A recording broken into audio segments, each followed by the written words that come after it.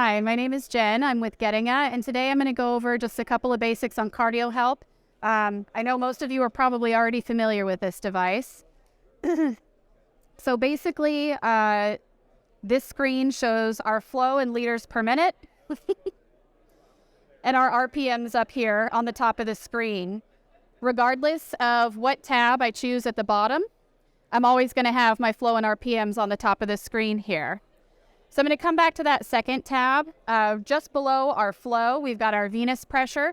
So that's going to be our only negative pressure on this pump, and that's where we're pulling the blood from the patient.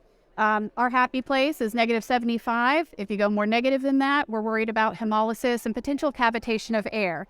So it's good to keep an eye on that.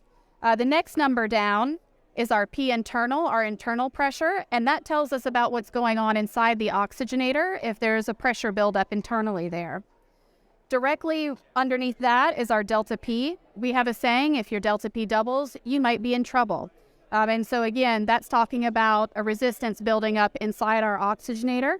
If you take the internal pressure and subtract your arterial pressure, you're going to have your delta P there. Over here on this side, we've got our arterial blood temp of the blood that's going back to the patient.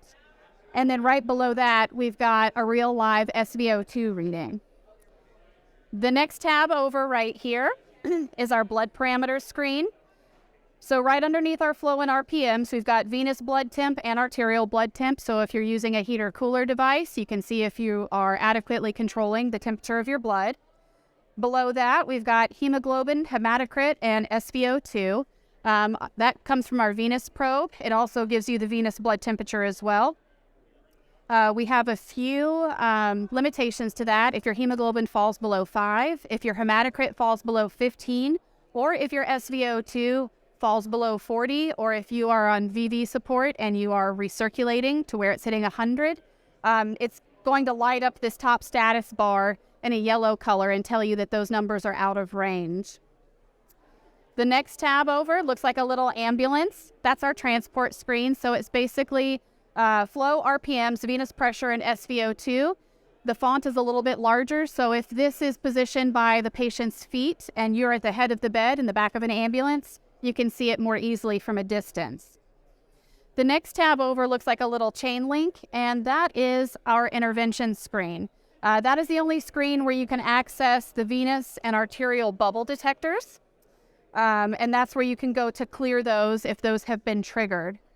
And last but not least, on the bottom here, we've got a timer screen. It's got 3 count up and 1 count down timer. To use those, you can just tap them to activate. You can tap it again to stop it. And to clear it, you hold it down until it zeroes out. Beyond that, I did want to call attention to this flyer over here. There's a QR code on there. Our website is getinge.training, so feel free to log on there. Obviously, we make the cardio help. We also make Cardio Save, our balloon pump. We make a myriad of other products that are utilized within the hospital. And so we've got education on that website. Again, that's getinge.training. Thank you.